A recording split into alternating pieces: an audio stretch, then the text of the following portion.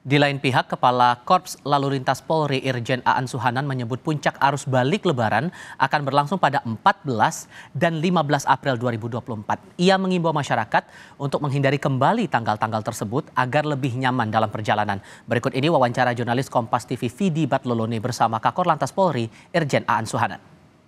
Anda di Sapa Indonesia Malam, saya Vidi Batlolone. Saudara, Kementerian Perhubungan memprediksi ada 193 juta pemudik yang melaksanakan mudik di musim mudik Lebaran tahun 2024 ini. Jumlah ini meningkat sekitar 50% dibanding musim mudik Lebaran tahun lalu.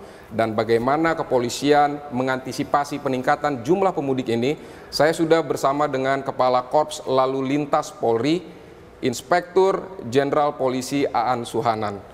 Pak Aan, selamat malam. Terima kasih untuk waktunya di Sapa Indonesia Malam Kompas TV. Pak, Anda tentu sudah melakukan survei di lapangan ketika persiapan mudik tahun ini. Nah, ini evaluasinya seperti apa mengenai kesiapan mudik di musim mudik Lebaran tahun ini, Pak? Ya, lihat angka tadi dari Pak Kementerian Perhubungan, hasil surveinya emang cukup luar biasa. Ini menjadi tantangan tersendiri buat kita, ya buat kepolisian dan seluruh stakeholder untuk betul-betul mempersiapkan mudik tahun 2024 ini. Baik Pak, puncak arus mudik 6 sampai 8 April. Nah, kalau puncak arus balik bagaimana Pak? Arus balik ini kita melihat data empirik ya, kemudian survei dari Kementerian Perhubungan, diprediksi untuk puncak arus balik ini ada di tanggal 14 dan 15 ya, April.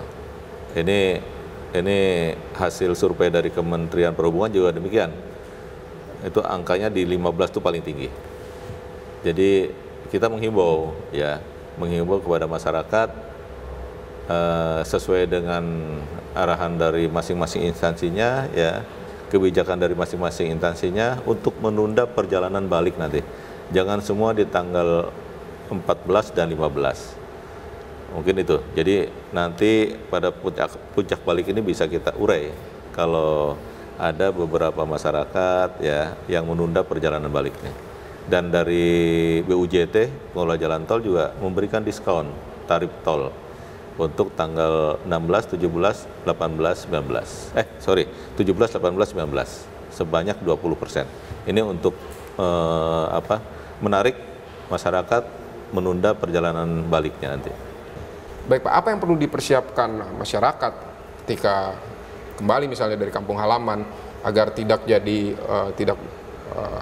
menyumbang potensi kemacetan yang semakin ini, jadi turut berpartisipasi dalam kemacetan begitu Pak? Apa kira-kira? Tentu skema-skema yang sudah kita buat, yang sudah kita rencanakan, kalau tidak didukung oleh masyarakat masyarakat tidak berpartisipasi, artinya kita sudah membuat jadwal, kita sudah membuat skema kontraflow, ganjil genap dan sebagainya, pembatasan angkutan barang, itu kalau tidak diikuti oleh masyarakat, ya apa yang sudah kita siapkan ini tidak akan efektif. Kita menghimbau kepada masyarakat ya, pada saat arus balik maupun mudik, yang pertama ya harus disiapkan kesehatan kita, pastikan kesehatannya prima, tidak dalam sakit ya. Kalau sudah lelah, wajib berhenti ya, jangan memaksakan. Karena pengen cepat sampai ke rumah ya pada saat mudik, pada saat balik juga sama, pengen cepat sampai ke rumah, akhirnya tidak mau berhenti, dipaksakan, sudah lelah, ini akhirnya terjadi kecelakaan. Ini sangat tidak kita harapkan.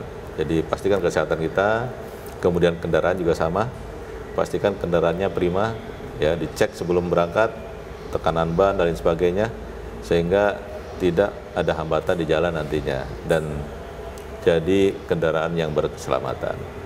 Kemudian ikuti arahan petugas, ikuti aturan yang sudah kita buat, ikuti aturan yang ada di undang-undang sehingga semua bisa berjalan lancar dan selamat.